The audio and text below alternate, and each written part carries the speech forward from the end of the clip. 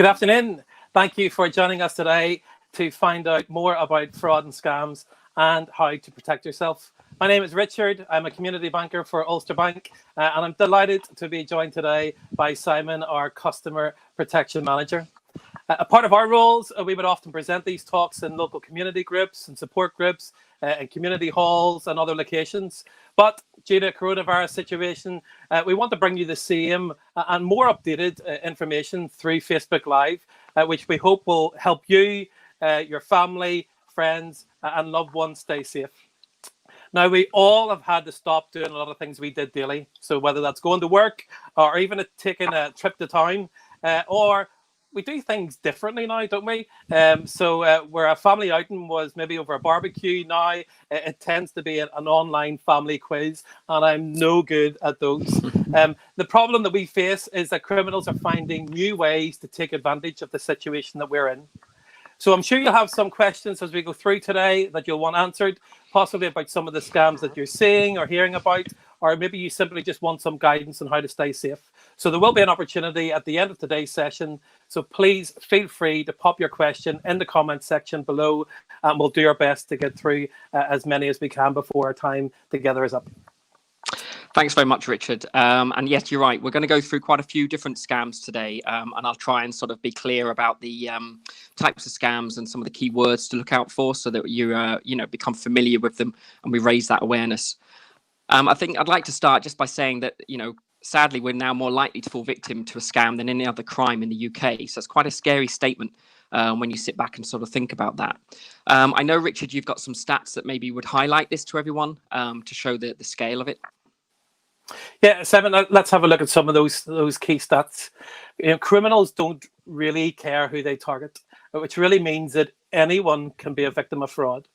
And while just over half of victims are over 55 years of age, I've also seen professional people, successful business owners, or even young people fall victim to a scam. So anyone can be a victim.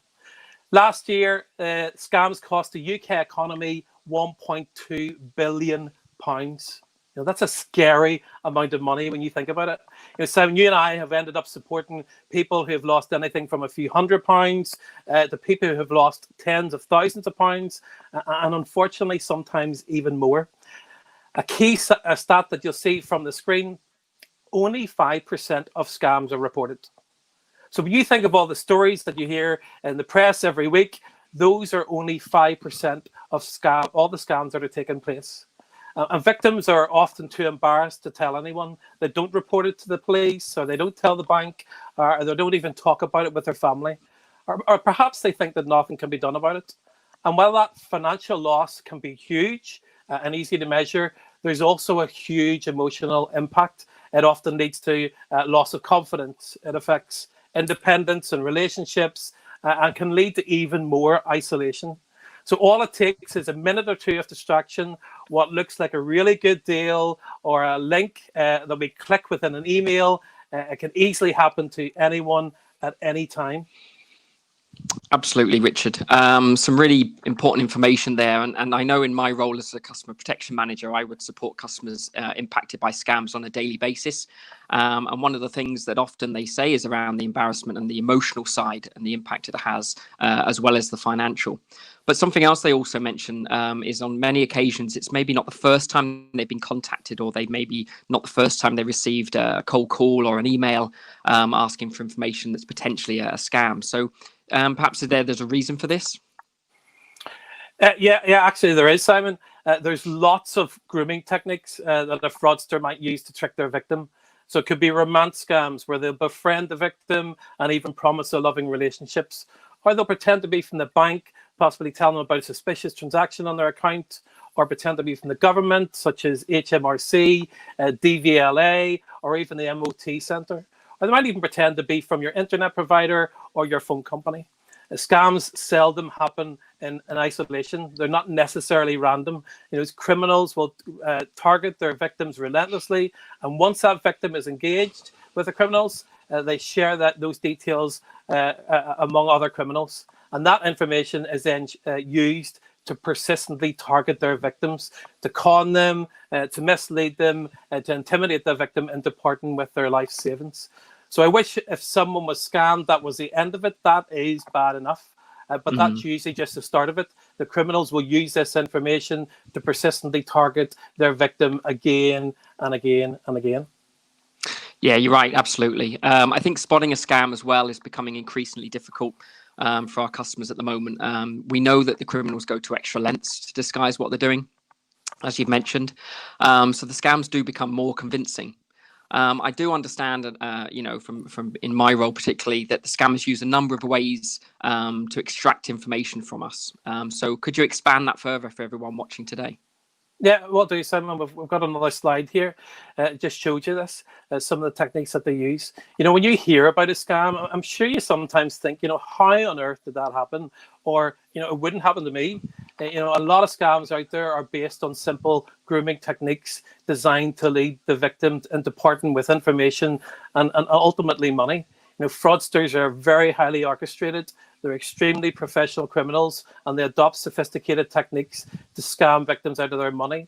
They'll carry out meticulous research and gain as much personal information as they can before they make contact. They sometimes even make soft approaches to the victim before they attempt the scam. They spend considerable time building relationships. They will sound like your best friend. So often by the time the actual scam happens, the victim doesn't realize at all that the situation that they're in, and they pay away their money willingly. You think you're talking to the police, your bank, or trusted organization that you deal with. They'll appear very legitimate, very helpful and friendly and charming, or they become very persistent in their approach, very persuasive, very threatening, aggressive, or intimidating, to the extent where they, sometimes people pay money away because of that threat, just to make them go away, just to make the whole thing stop. And that cycle of victimization, where information is continually added to the victims list, gets shared amongst these criminals, and they continually target their victims, and it just goes on and on and on. Simon, you mentioned earlier you deal a lot with of customers who fall victim of a scam. So with COVID-19, can you tell us a wee bit more about some of the scams that we really need to look out for? Yes, thanks, Richard. I'll go through quite a few different types of scams, as we say, just to sort of raise the awareness and I'll try and look out for some of the key words to make sure people are familiar with them. So if you do find yourself in a situation, hopefully some of the key words will resonate, and then you'll realize it is a scam. Due to those grooming techniques, they can be very clever. As we've seen, any crisis is seen as an opportunity by scammers to target us. So whether that's the collapse of a holiday company or an airline, they'll use that to their advantage. And sadly, during this pandemic, it's no difference. We're all at heightened anxiety, and so we're more vulnerable and susceptible to these scams, okay? In fact, Action Fraud announced last week some figures relating to the COVID, or the impact of COVID-19 scams. And in the last 3 months, 1,700 cases were reported, with a financial impact of £3.5 million loss. Now, bearing in mind, we only mentioned that 5% of these scams are ever reported. You can see the size of the problem, and that's just within the last 3 months, linked to some of the coronavirus scams. So the next slide we'll go through some of the emerging scams that we've seen that are particularly linked to the coronavirus, okay? And then I'll expand on that as we go on. So these are some of the ones that we've seen over the last couple of weeks that have been brought to our attention. So firstly, things like the fake cures. So these are the deals that are too good to be true, okay? So whenever you hear that word, deals are too good to be true, they usually are, and they are for a reason. So really look out for these emails, these adverts, texts or calls, advertising things like face masks, vaccines, access to testing kits, and even cures for this virus, okay? These are all things that we've heard. We've heard these words being used on the TV, talking about face masks and vaccines and testing. And the scammers will use that to their advantage, okay? So they'll be sending out messages and adverts on social media, getting you to click on these links and trying to get your information into their pockets, okay? So they can start to target you. So don't give them what they want. The other ones are these impersonation scams and emails. So these are the ones potentially offering maybe charity donations or health updates. We've seen emails from the World Health Organization. We've seen them even coming from the NHS, okay, which are all fake. They often have attachments with claims to offer coronavirus safety advice. But often if you open these emails and click on the links, you're actually downloading malicious software or we call it malware. And this malware can then monitor your activity and capture your details, and in some circumstances take over your device. Okay, so really, really important not to click on those links. The other ones are the claims that you're due a payout, like a tax rebate. Everyone loves tax refunds. Okay, but they are very clever in what they do, because they're using the pandemic to their advantage, because you're hearing about the words tax rebates and furlough and 80%, and so you think that these are all things coming from the government that you should click on. Okay, so you may see texts coming through saying that you're entitled to a payment support or a tax rebate due to the coronavirus, but it is a scam. The government will never contact you by email or by text regarding a payout, so please don't click on those links and respond to them. Okay, it's all about data gathering. We have some examples on the next slide which were highlighted to us from our customers. And the interesting thing is they do look and they appear genuine. So they try to trick you into believing that they're coming from a genuine organization. So for the example, these three here are all showing that they're reportedly coming from the UK government. Okay, so the first one is saying that the UK government has issued a payment of £256 to all residents as part of its promise to battle COVID-19. So please click here. Now, you may think you're not going to do that, but when you get an email at 10 o'clock at night and you're tired and you've had a very long day and you see an email like this coming through and it talks about being urgent, there is that tendency you could just click on that link. Okay, and often they talk about then taking you to a different website, which may be to populate with your information. The other two, very similar. They're talking about from the government.uk. So you can see the slight difference in them as well. The last one there is you've been fined nearly £3,500 for leaving your property without reason. Okay, and this was a very popular one going around at the time when we first went into lockdown and the police had those enforcement powers. And of course, you'd be worried if you got an email or text like that and you wasn't aware that it was a scam. So you may just react to it. All right, so really, really important. If you get things like this, they are always a scam, as the government will never send out text messages asking you to click on links and telling you these sort of information. Yeah, thanks for that, Simon. I think most of us all own a mobile phone, so we very easily could fall victim to these types of scams. So we'll definitely be very wary if we receive messages like these. You mentioned there that one way criminals are contacting people maybe is by telephone.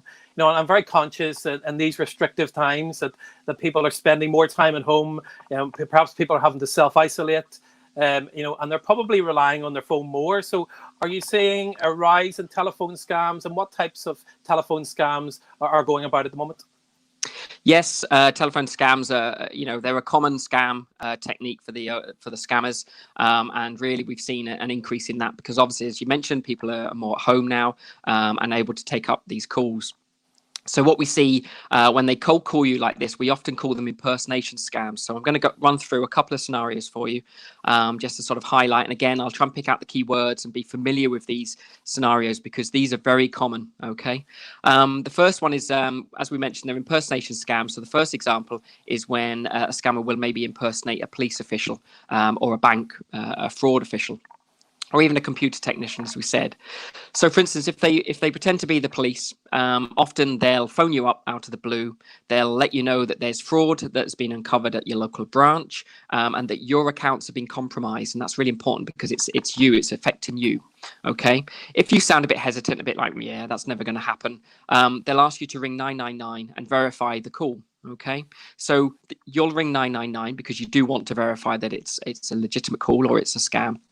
But the scammers are clever. They'll keep the line open and all you're doing is phoning them again. Okay. And it may be that they'll pass it on to someone else in their office. All right. So this person will then validate the story. So now you're starting to think, well, actually, it could be true because 999 have told me it's true. And the police officer is going to ring me back in 5 minutes. So that's really how that sort of grooming technique starts. In these examples or in this scenario, often what they'll do is they'll ask you to move money to a safe account. Okay, now that's really important. The safe account is the key word. Okay, they'll often have told you that they've opened it to move your money over to safeguard your money. Okay, because your account has been compromised, but also it's a way of them trying to establish who maybe in the branch is, part of the fraud. Okay, so they'll encourage you to either go online and do the transfer into this new account, or they'll ask you to go to the branch. All right, and they're very clever because they'll provide you with a cover story. So if the branch staff do ask questions about who the payment's going to, do and what it's for. Often you'll have a cover story provided. For example, maybe buying a family member a car, or it's towards your son and daughter's house deposit. Okay. So they'll always try and give you that sort of story in the background. So really be aware of those sort of words about the safe account. All right. In a similar example, we've got the old computer technician. So they may ring you out of the blue and tell you the network is slow. Now, generally at the moment, it can have peaks and troughs because we know a lot more people are working from home nowadays. They'll often tell you the network's slow and it's caused by your server. So remember that. But they can fix it, okay? They can do that over the internet by having access to your laptop or PC. So they'll send you a link via an email, and they'll ask you to click on that link.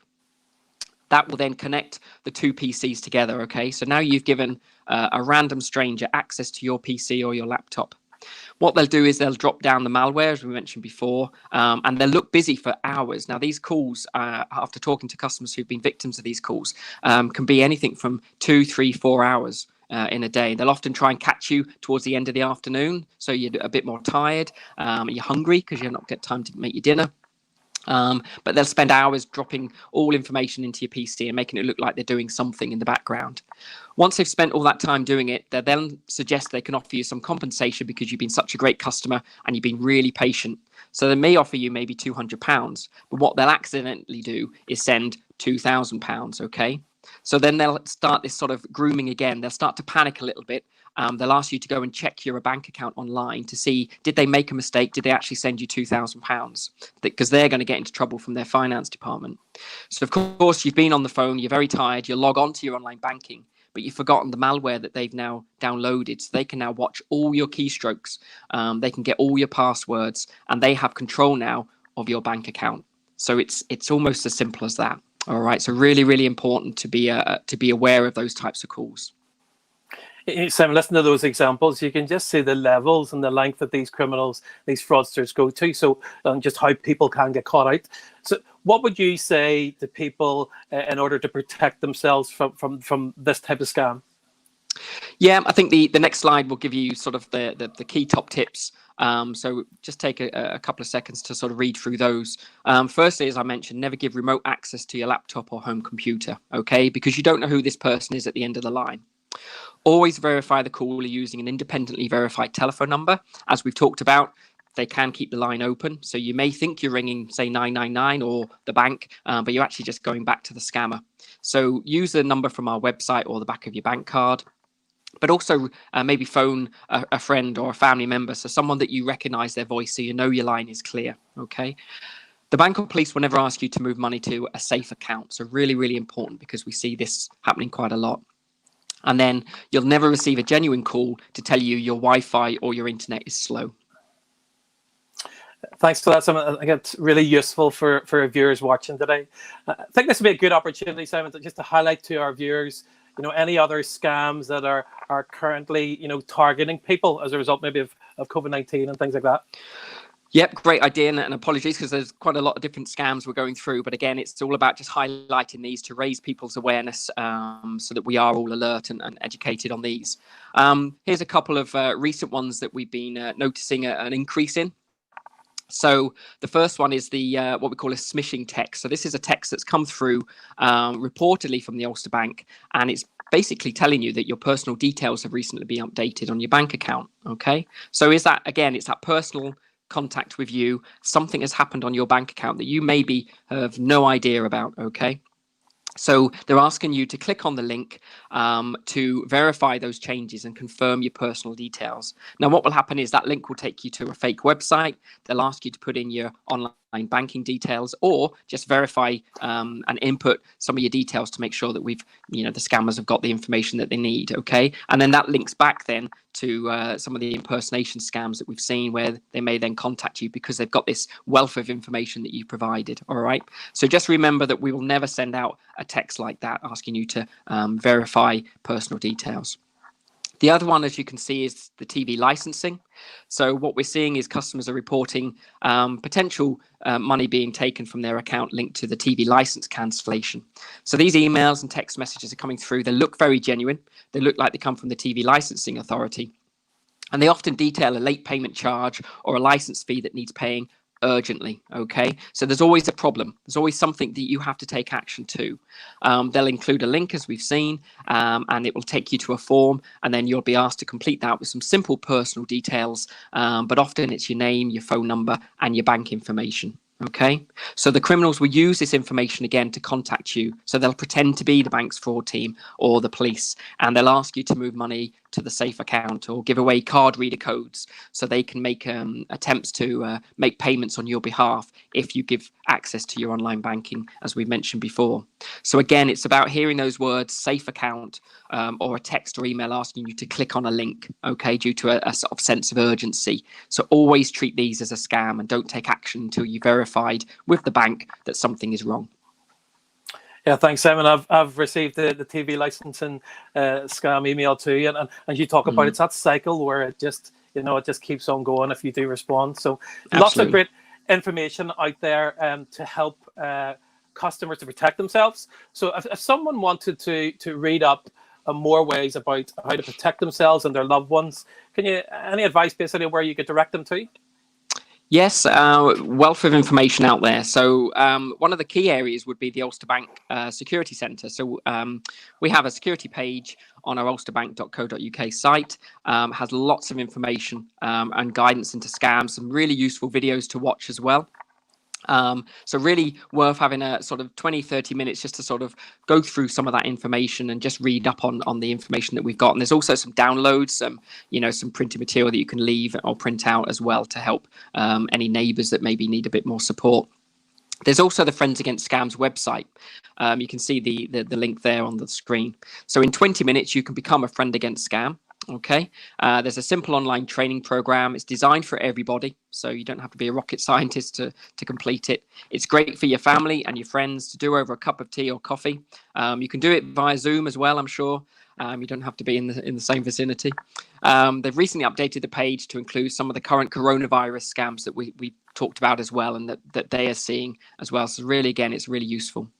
If you think you've been a victim of a scam, please contact your bank in the first instance. Okay, so we can then safeguard and talk you through what you need to do next. And then often we'll ask you to report that to the Action Fraud so that it gets reported nationally.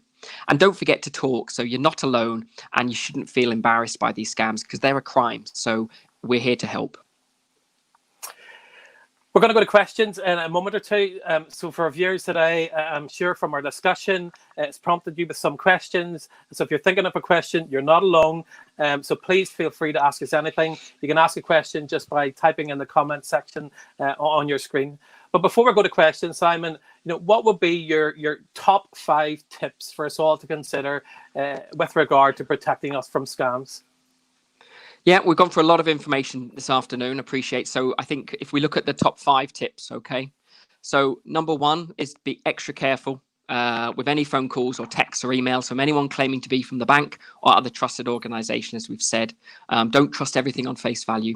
A genuine bank or organisation will never contact you out of the blue to ask for a PIN, a password, or card reader codes, okay? And definitely not to move money to another account. So personal information is yours, so keep it that way. Number 2, never click on a link that received in an email or text that takes you to a website requesting personal information or login details. Okay, always go via a search engine or direct to the company website to verify if you need to. Number 3, never allow remote access to your computer by a third party. So scammers will often ask you to download an app or send you a link via an email such as TeamViewer. So don't click on those links and connect the 2 PCs. Watch out for poor grammar or spelling in emails, printed material and letters. We're still seeing the old standard postal scams, the fake lotteries, those sort of things. So be wary of those. They still are in circulation. So look out for that, particularly with elderly relatives and neighbours. And then number 5 is take 5. So just stop, think about what you're being asked to do. If you're concerned, it's really, really important. Just take that 5 seconds, 5 minutes to stop and talk to your family or a friend. Thanks, Simon. Lots of top tips there for us all to take away. We're now going to open up to some questions. So again, if you have a question, type it in the comment section on your screen, and we'll do our best to answer them for you. So first of all, a question from John. John, thanks for joining us. Hope you find this session useful today. Is a 5 or 10 second delay on an unsolicited call before someone initially speaks a clue to be a call being a scam? Also, speaker does not speak English very well. So are those some of the things to look out for, Simon, for these calls coming? It can be. We know that some of the call centres are overseas, so English may not be the first language anyway.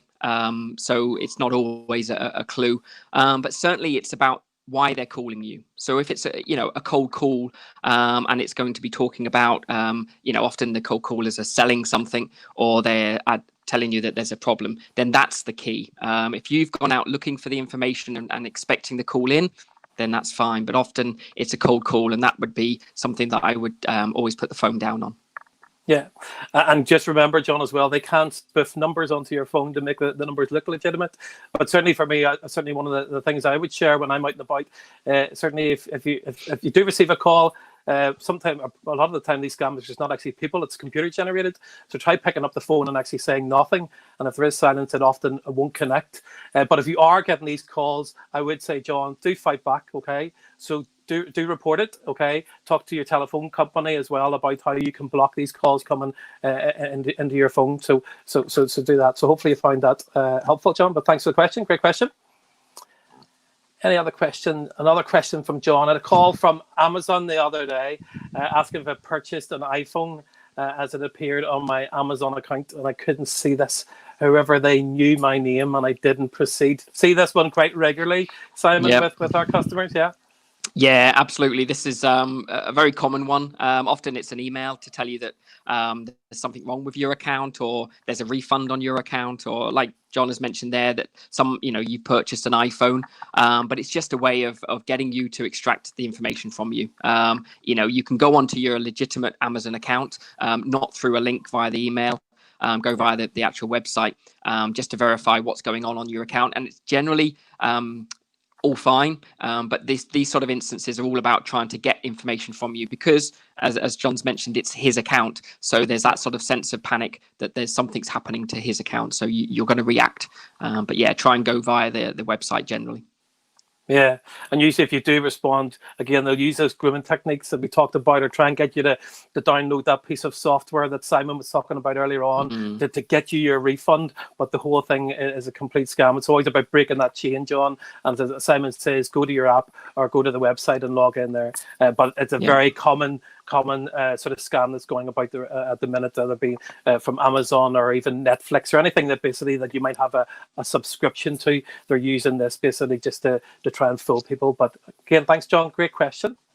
Any other questions coming up? Question from Mal. Thanks for joining us, Mal. So action fraud or PSNI or report to both? Good question, Simon. Good question. Yeah. Often, if you report it to the PSNI, it depends on the scam. We talk about scams as being sort of online and telephone, but we've also got the old rogue traders, and those sort of types of scams. So often what I would always recommend is report it to the PSNI so that they've got the information. But often the PSNI will actually encourage you to report it to Action Fraud, because Action Fraud is the national centre for reporting, and they collate all the information and obviously then look for trends and commonalities between some of these scams. But yes, there's no harm in reporting it to both, absolutely. But the key is to report it. Yeah, I was just going to say the key is Mal, is absolutely do report it. It's very easy if you get a phone call or something like that, you just delete it or hang up. The key thing is basically let's fight back. Please keep reporting these the scams that are coming through. I've got a question from Alan Jones.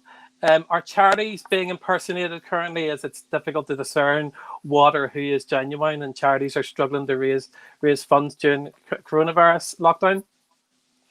Yeah, terrible situations we know with charities, and yes, they are being impersonated. So, scammers, like we've said, will use any excuse to, send these sort of fake emails out, and they may appear to come from a genuine charity.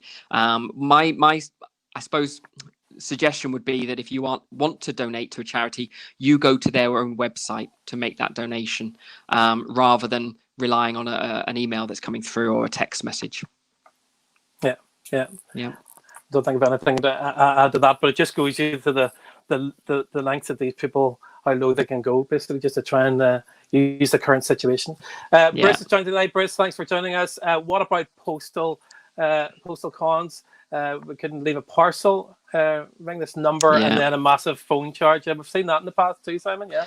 Yeah, absolutely. Really difficult to to prove as a genuine sort of parcel, but often it depends on where the company is and who's left the parcel. And again, don't rely on using the phone number on the little ticket that they leave you. Obviously, if it's Royal Mail, you can go via the websites of many of these postal or delivery companies to find out about the parcel itself. But yeah, Bruce, it's one of those really annoying ones, because you get the parcel ticket in, and then the instinct is to ring it to get the item redelivered, but that's when they hit you with that phone charge.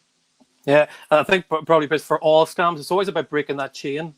If you respond back to an email, or if you phone the number on the slip that's been left on your doorstep, you don't realize actually that you think you're talking to, could be Royal Mail, whoever it is. It's always about breaking that chain, verifying the company, and going through either through their website, the phone numbers on that before you pick up the phone.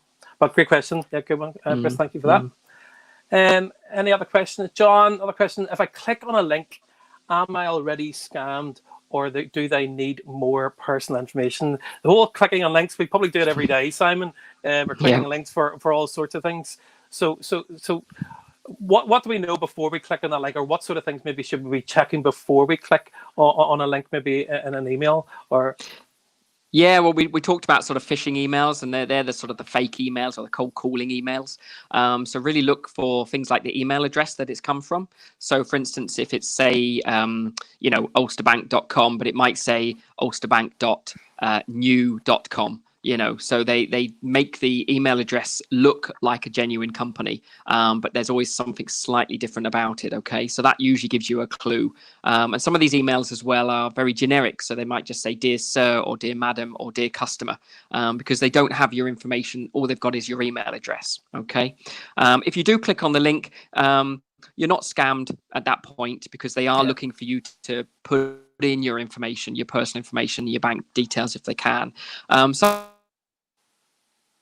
Sometimes they have bots, or these computer programs which will show that you have clicked on the link, and then you may be targeted again with more of these types of emails, because potentially you might be susceptible to clicking on the link and filling in the details. So they use that to their advantage, but they can't scam you directly from just clicking on the link. Yeah. But another good question, but it's always about, Simon said earlier on, John, take 5 just before you click on a link on an email. Just take a few moments, and if you have clicked on something, really important that you have good antivirus up on your devices. Basically run a wee scan of your antivirus. For Ulster Bank customers out there today, we offer free anti-malware bites basically for our customers, so please go to our website and check that out as well. But Greg, question: can we share this video on our Facebook page? Absolutely. Basically, just this video will be available, Greg, after today's session, and please do share it. Just go to the link at the bottom, and there's an option, please like it, and please share it with people in your community. But thank you for that. Yep. Brilliant. I think that's all the questions that we're out of time, and we're sorry we haven't maybe answered all the questions that you've asked us today. But if you do have questions and you're watching this back at a later time, do pop questions on there, and our Facebook team will hopefully get back to you. But thank you for all the questions.